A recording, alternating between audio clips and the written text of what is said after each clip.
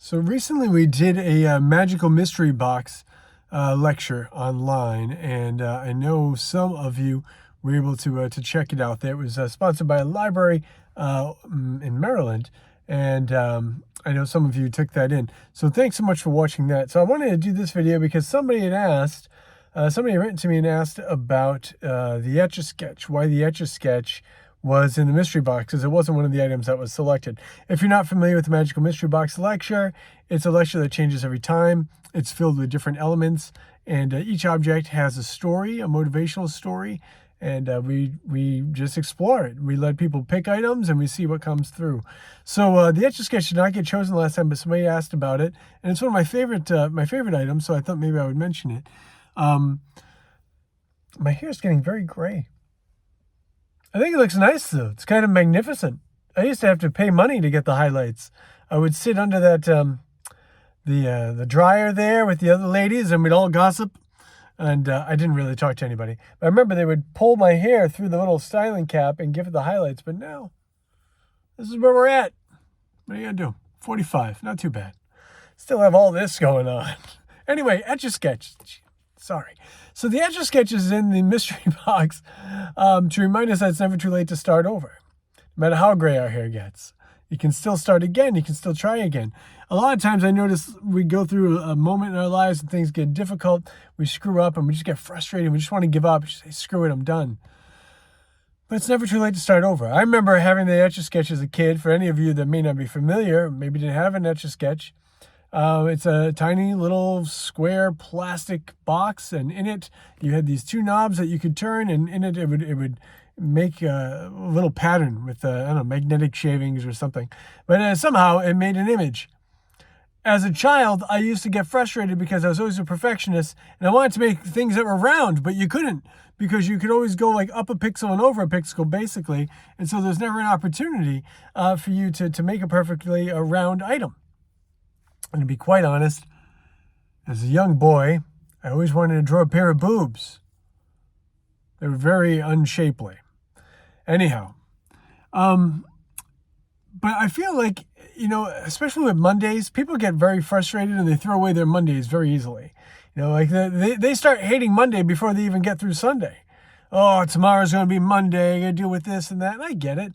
I don't know. I always say if you don't like your day job, maybe it's time to find a new one. Or maybe eventually you'll be let go and you'll have to go find a new one. Whatever the case may be, time to saddle up and move on.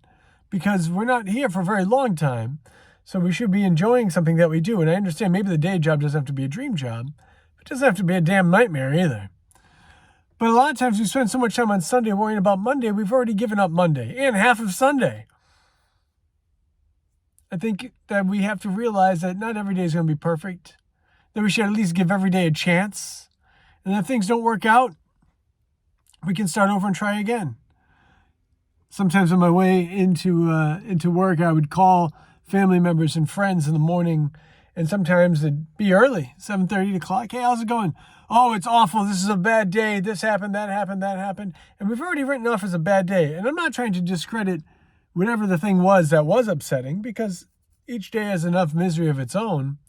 But whatever that thing was, very seldom was it something so traumatic that it would have to ruin a whole 24-hour period. Sometimes we have to keep that Etch-a-sketch in mind and be like, okay, yeah, this sucks. It's not going the way I wanted it to. These boobs are square around the sides.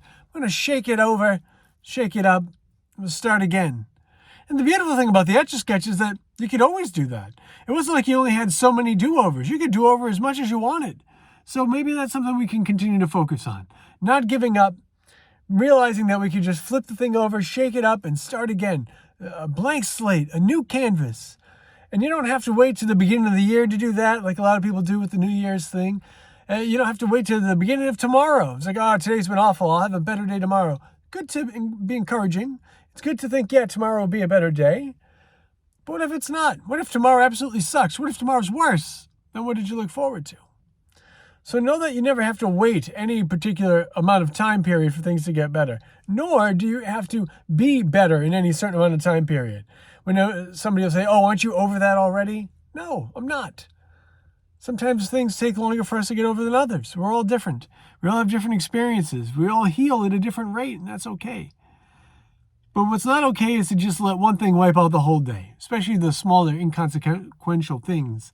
Let the smaller things ride. Just get through it, you know. But yeah, when it's bad, it's not going the way you want. Mentally, have an Etch-a-sketch day. Take a moment, realize your mistakes, flip it over, shake it up, start again. Here's to better days and round boobies. No, wait, that's not right. No, it's not wrong either. Sorry.